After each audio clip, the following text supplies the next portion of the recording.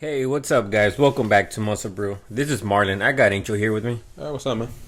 All right, so we're gonna start this video with a little bit of a it's actually it is some really sad news for the bodybuilding community. So George Butler, the director and producer of Pumping Iron, you know, Passed away at 78. Yeah, he's passed away, man. And I mean, if there's any movie that embodies bodybuilding, what it is today, it's Pumping Iron.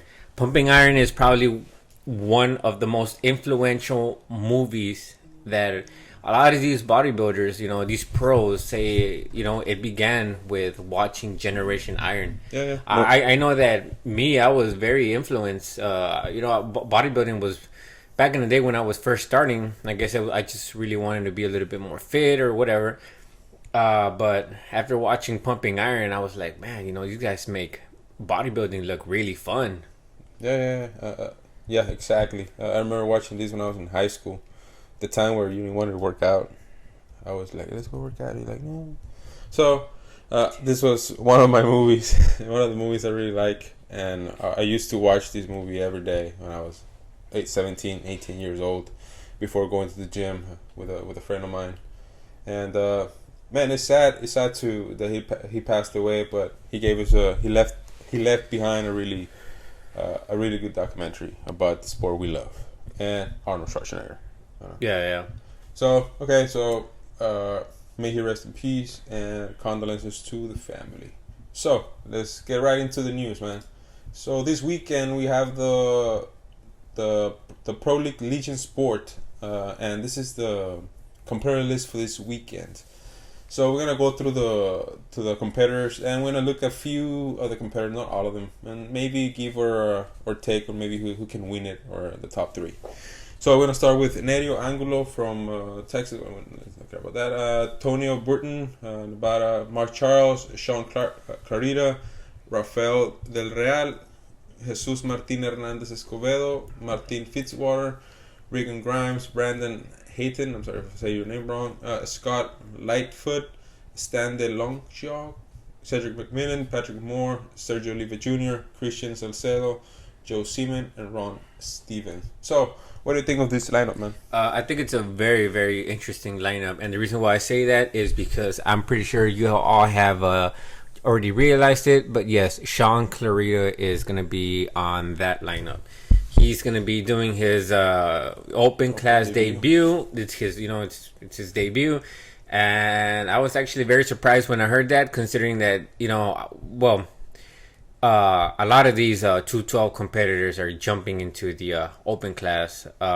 We've seen quite a good amount of successful stories. George Peterson. Yeah. I know that Flex Lewis, I was the one that was more interested in seeing, but he's had some really bad luck, and actually, he also dedicated a good amount of time for the family. Yeah. But hopefully, we'll probably see him on stage this coming year. Yeah.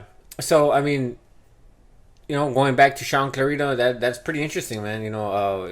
Making the decision to go to open is a it's I didn't expect that. Very big news because let's face it, man. This guy is what, like in the 180s. 180s. He's not even on the top of his class. Like, he has not capped his class yet, and he's already going to open. Yeah.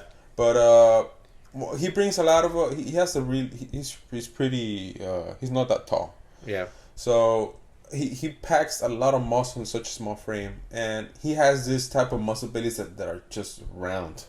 You know what I mean? It's not just flat. It's just big round muscle bellies, and it gives him a really good look on stage when with the conditioning that he brings. I think that helps a lot. The conditioning helps a lot on stage, but it's hard to look in conditioning when you have a guy that's maybe 100 pounds heavier than you in muscle. Yeah. But it's interesting to see. It's gonna be interesting to see how this goes. When it comes on the stage, and seeing with some of the top guys or heavier guys than him. Yeah, because Shaun Clarida is actually he's pretty short, man. He's pretty short because he's also like like I said, in the 180s, so he still has around 30 pounds to gain. So he's pretty short, and this competition is going to be very, very interesting. Why do you think he did this change? To be honest, I'm not sure. Just to prove, I don't want to say prove, but just to see how he goes with the big guys. Just to test the waters. Yeah, maybe. But what I was trying to, I guess, what I'm trying to say is that it's going to be very interesting because everyone's going to be very, very big, compared to him, because these guys, let's face it, man, these guys are a lot bigger than him. And we're going to see if, proportions and conditioning is rewarded. This is going to be a very interesting, because this is, a former Mr. Olympian. Yeah. Where is he gonna place? Is he gonna place top 5? Is he gonna get favor because of favoritism because of he's being an Olympian? That could also be a thing, man. This guy, the name, who he is, maybe can help him out on the stage. I'm not saying he's a bad bodybuilder; he's a great bodybuilder, but. Let's face it, man. Guys, When you're a Mr. Olympia, your name carries some weight on it, and it's gonna. I'm very sure there's gonna be. I guess it's gonna favor you, even if you come a little bit off. In the placings. Exactly. We've seen it all to an extent. Yes, to an extent. We see it on the Phil Heath was the Mr. Olympia. He has some showing that he was not looking great, and they still give him the title. He still came. Even Dorian Yates, I remember when he had that accident on his bicep, that he came in that Olympia and he was not looking that good, and still gave him the trophy. There's a lot of things that fans were like, okay, he didn't deserve it this year, but they still gave him to him because he was the winner. He was the champion. So that being the champion does carry a lot of weight. So we wish him the best. Hopefully he brings a really good conditioning, because I really want to see that. A really tight package, really good conditioning against mass monsters. Okay, let's see how that goes on stage. So, what's next on the news, man? So we got Regan Grimes. Regan Grimes. You showed me this video. A few hours ago. Yeah, we got him right here. So you like him? Yeah, we got Regan here, and he's still keeping that conditioning. He's still, he's about to compete. Veiny all over the shoulders, man. He's been doing shoulders. Yeah, look at that delt action going on, man. He's a pretty big guy, but I think he has that kind of physique right now because he still needs a lot of muscle to grow.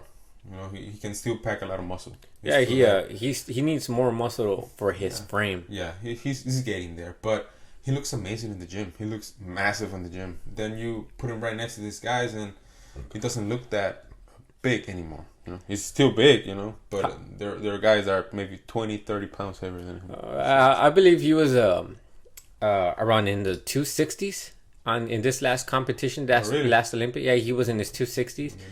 Maybe I'm a little bit wrong. I know he came in heavier, and I think he was in his 260s. Maybe I'm wrong, but if he did, I think he would look really good in the 270s, maybe even 280s.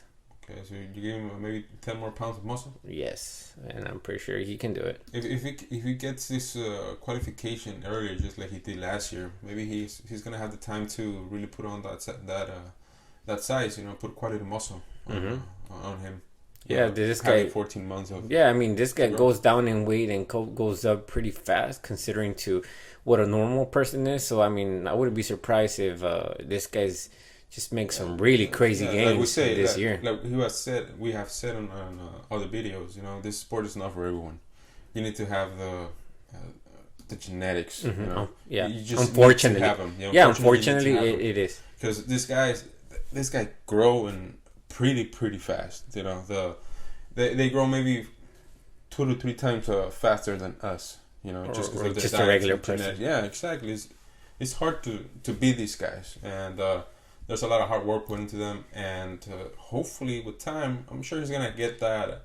He's gonna get that mass that he still needs, and it's gonna help him to get to the top and the top call outs on the Olympia soon. I'm so convinced, man, that a regular person, even with supplements, even with so many supplements, they wouldn't be as big as this guy without supplements. I mean, yeah. There's this. I have this friend. I told you about this. Mm-hmm. His name is Jose, and he stopped working out. He now has a family and business and all that. Badass. And he recently just got back into the gym. He's maybe 6 weeks. Okay. Going into 8. And I remember seeing a progress saying, okay, 4 weeks in, already repping 225. What? Like, you kidding me, man? I've been working my ass off for a year to get to 225. And you've been in the gym 4 weeks and you're already repping 225. You know what I mean? What the hell? I remember this time. I'm going to tell you this little anecdote. Okay. Anecdote. That I was 24, 25 when I was in my prime. When I was training for 4 years straight. I was my biggest. I remember I then bent over rows with 315, and I was really proud of that. Then I see this guy coming in. I'm gonna tell this guy I did 315. I'm so proud of myself. I go like, hey, wait, what's up? Guess what, man? I just did bent over rows with 315, like with a plain face. Oh, but I used to do 405. Oh my God! Thank you, man. I really needed that. Thank you. So you see where I'm going? These guys are just crazy. For something heavy for us is nothing for a person like this. That has that type of genetics, the strength and the ability to pack muscle so fast. Yeah. So okay, enough of Grimes because this is gonna be a never-ending video. So the next in the news is Patrick Moore. The AKA New Blood. Yes. Which we don't believe. I don't believe in that. Yeah, I mean, this guy is not young for the bodybuilding. Let's look at this video he just recently updated. I mean, he put this, Patrick Moore, he put his legs, and you basically said exactly the same thing that I was thinking. These don't look like young legs, man. It looks like a season, a very seasoned, like bodybuilder, very seasoned. I'm not saying he has great legs. I wish I had those legs. Mm-hmm. But if you compare them with the young guys, the ones that are starting and maybe not that veterans, they have that density on their muscles. And I feel as you get on age, the muscles flatten a little bit. Yeah, they do flatten, especially around the teardrops. Yeah, bottom of the knee. Yeah, it's very close to where the joints are at. The attachment on the knee. Mm-hmm. Yeah, they get really flat, and you don't get that muscle belly just really starts to fade out. I'm sure he's just flexing that part of his leg. He's not flexing his teardrop. Yeah, you can tell. Yeah, we're not really saying that he has bad legs or that his legs have gotten smaller. It's just that's kind of like the impression that I got with this side leg. As soon as I saw the video, he has pretty good conditioning though. He looks like he's in condition, but this is something that, I think Patrick Moore is a great bodybuilder. He's a really good bodybuilder. But I think he's already too seasoned to do more. To try to get up to top 5 to top 4 in the Olympia is tough for him. It's going to be hard for him to catch up with the rest of the guys. 'Cause he has no time. In my opinion. This is my opinion. And anything you want to say on Patrick Moore? No, man, I'm good. Okay, so not a lot of love for Patrick. So it's a front, what is this? Clamp, most muscular. Yeah, I mean, I don't really got much to say about Patrick Moore because I feel that we just get the same thing again and again. We don't. I guess just in my opinion, I don't really see much changes. He's. I think this is just the same Patrick Moore that we've seen since 2019. Yeah, you can get a discussion out of this. Some people say he looks better, others say they don't. So just a matter of perspective of how you see it. I don't think it's bad. He's still a great bodybuilder. Yeah. He's massive. He's an amazing athlete. But I don't know. I just think that he's not in the big leagues yet. He's right on the line. So the last thing I want to say on one of the competitors this weekend is an athlete from Mexico, a bodybuilder from Mexico. His name on IG is Martin Sote Hernandez. That's a weird name when you say it in Spanish. Even in Spanish, that he's trying to say that he's big. Saying like Martin because his name is Martin. Martin Sote, like he's big. So we can see some pictures of him here. He did Mr. Olympia Amateur in 2020. He won the open class. All so he has a pretty good momentum. We can see that he has a pretty good physique. Now, let's see how he stands next to Regan. How he stands next to Cedric. Yeah. Next to these big guys veteran guys that, I don't know, maybe out-muscle him. Mm-hmm. Maybe out-muscle him. All right, yeah, guys. The reason why we bring this guy up is because he's we don't really get much bodybuilders from Mexico. Yeah, I mean they have a lot of bodybuilders over there, but let's face it, there's almost no really big names in the past that we've seen from Mexico. On this division, because exactly. We have Israel Martinez on the yeah, pretty good bodybuilder. So I mean, I don't think we've really seen much of somebody from Mexico on the top 10 Mr. Olympia in the past. Not that I remember. Yeah, exactly. Not that I remember either. If you guys know, I mean, please write in the comments. Okay, so this is him. We wish him the best. And okay, so what do you get for the top 3 on this event? Who do you go first? 3? We have Cedric McMillan. We know Cedric McMillan. His name carries a lot of weight, just like we were talking about the champion. So I think we're gonna see something with Cedric, Grimes, and I want to play my last name with Shaun Clarida. Yeah, I mean, I wouldn't be surprised if Shaun Clarida made a top 3 because it's Mr. Olympia. Okay, so you two got McMillan, Regan, and Shaun Clarida for your top 3. You too? Yeah, probably. Yeah, because to be honest, I haven't really been keeping up with a lot of these competitors. Yeah, there's a lot of new names that I have not seen, so it's gonna be great to see him on stage and get to know him. Exactly. Maybe do a video on some of them later on the channel.